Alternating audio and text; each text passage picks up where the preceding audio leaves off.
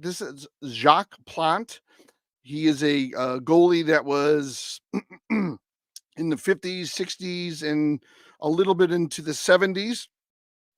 He's called the innovator because he is the first goalie to use a mask day in and day out in the NHL.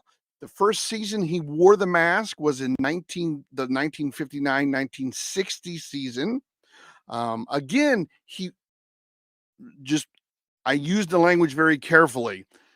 He wasn't the first goalie to wear a mask. He was the first goalie to make it something that was a day-to-day tool for the goalies, which is now a must. They have to wear it by rules. But in 1930, the Montreal Maroons goalie by the name of Clint Benedict had a broken nose and used some sort of leather contraption over his face as a goalie mask. My guess is it was a piece of leather cut into like an oval with some straps on it to cover his face while he had this broken nose. Is just my guess. But Jacques Plante actually decided to put together or make the mask because he had just had surgery for his sinuses. And again, he wore it the first time in 1959, 1960. And he then wore it so that it could be used every day. And let me take this card off. And we're moving to Wayne Stevenson, who was a Blues goalie in the early 70s. Now, what's interesting about his mask is if you notice, it's almost like a piping or a cable. Now, I know that in the 70s, they used what I would consider cables, almost electric cords kind of thing, to wrap the end of their hockey sticks. My guess is that Wayne used something like that, maybe put some tape around it and to hold it all together and to make this mask, because as you can see right through the mask, almost like a catcher's mask in baseball. But it covered areas, or it made sure the puck wouldn't go through. So the areas that weren't covered were not wide enough or large enough so that a puck would come through right there. So that's Wayne Stevenson in the early 70s with the St. Louis Blues. Now, the next, and I can almost put it on together, but I won't. The next goalie is, I might be butchering the name here, but it's Cesar Maniago. And it looks like he has another crude mask, almost a skeleton looking mask, if you see, with some open spaces near the mouth and very large openings around the eyes. So very skeleton looking. My guess is that it might be some sort of piping, almost like the one we saw with Wayne Stevenson, that might have been taped over or used several pieces of piping or cable to cover that mask. So that is Cesar Maniago of the former Minnesota North Stars. All right, next, now we move into the mid 70s, where masks sort of took their look, and a lot of horror movies and Halloween costumes took it here. This is Bernie Parent with the Philadelphia Flyers. Obviously, we see here now in the mid 70s that the goalie mask is all one piece. It's plastic usually, with some straps in the back. But what's interesting about this is, compared to the other goalie masks that we just looked at, Jacques Plante's, Wayne Stevenson's, these crude sort of masks, while this might look somewhat crude, it does right here. If you can see my pencil right there, there is a logo of the Flyers right there. So we can see the early beginnings of what would take shape, currently for the mask, where we have logos, where we have designs and all of that kind of good stuff, slowly taking shape in the mid 70s. All right. So now we move on to another Blues goalie. I'm going to butcher his last name, although I shouldn't.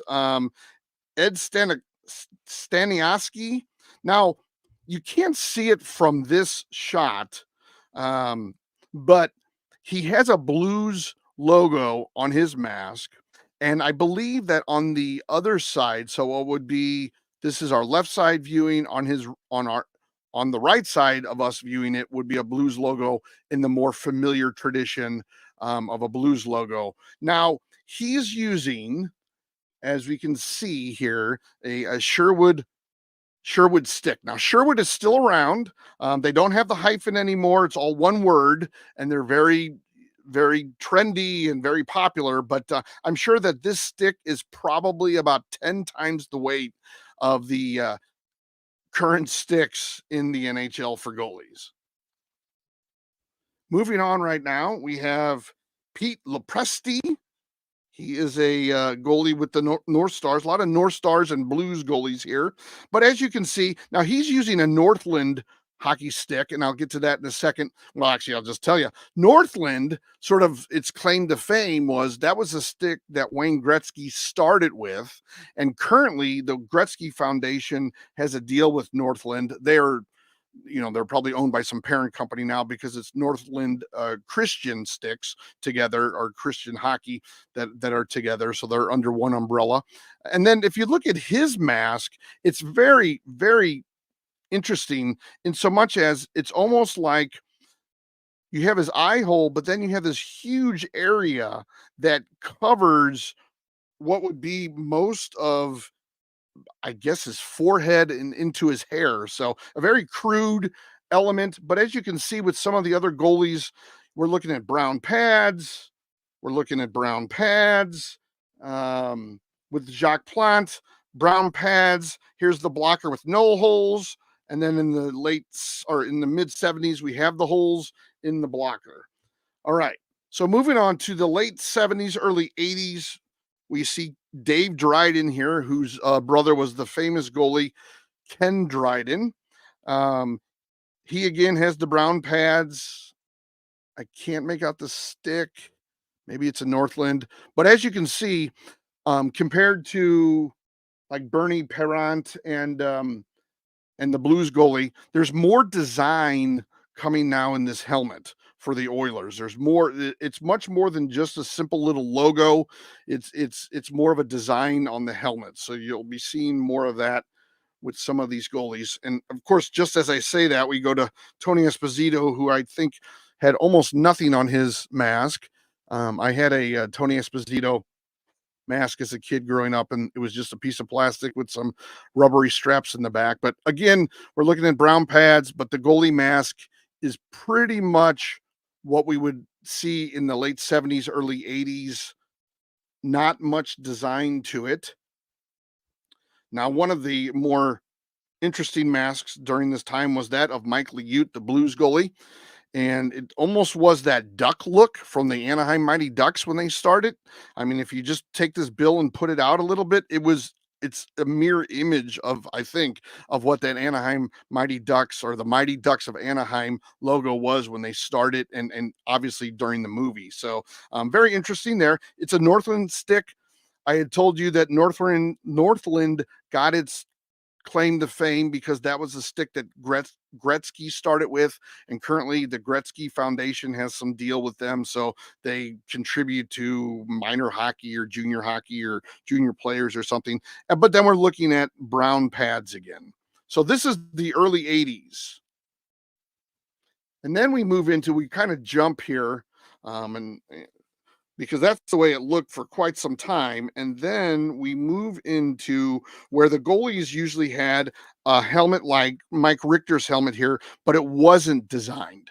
And towards the late 80s, early 90s, mostly the late 90s, we started to really look at the goalies lost those brown pads, and they had designs on the helmets again. It wasn't just a white helmet or a blue helmet or a black helmet. It was a design. And here's Richter's famous Statue of Liberty. He's using a Vic hockey stick. Vic was Vic is short, or it changed to Vic Hockey, but before that it was Victoriaville Hockey, Canadian company, but they shortened their name, I think, in the 80s. And he has the Vaughn pads, which so many goalies use now. So we now have moved away from the brown pads that the goalies wore, and We have colorful pads, colorful glove, colorful blocker, and Vaughn, which is a company that started in 1982. Its CEO and founder was Mike Vaughn, so it's named after their founder. And here, now you may not recognize it right away, but this is Patrick Waugh's helmet from the early 90s.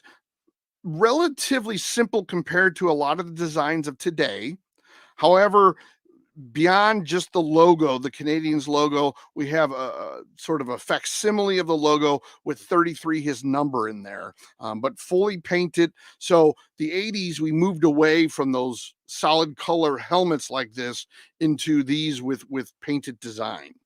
I'll just be sharing some goalies here, and I'm going to butcher some of the names, but this is Sean Burke, obviously with the Devils. Again, we look at the blocker, Louisville. That's Louisville Slugger, I believe, with the stick. Color in all of their pads, glove, the helmet. You can see that it's a devil with horns. You can see the horns coming out right here in the black. So they're getting much more ornate as the years go on. We're in the 90s, early 90s right now. Now, this next goalie, I did create a short on Clint Malarchuk.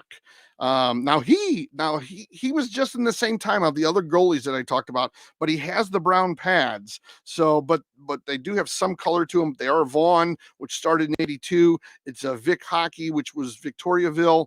He has some looks like it might be a buffalo or something like that in here because you can kind of see horns.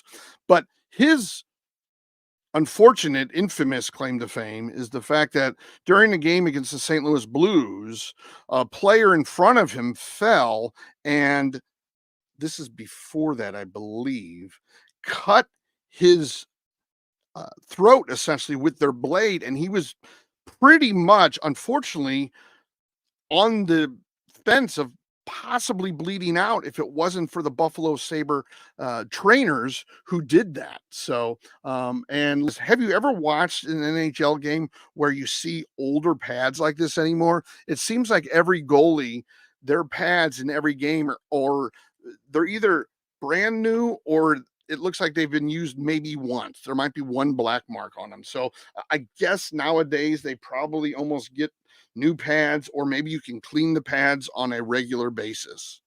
This is Tom Barrasso. He has the all white pads. I guess Heaton. I did not research that, but he has penguins on both sides of his helmet there. And I think if you look underneath here, there's a little bow tie, or it looks like that area underneath. Yeah, it's like a tuxedo coming up, collar with a little bow tie. So they're getting more and more impressive during the 90s.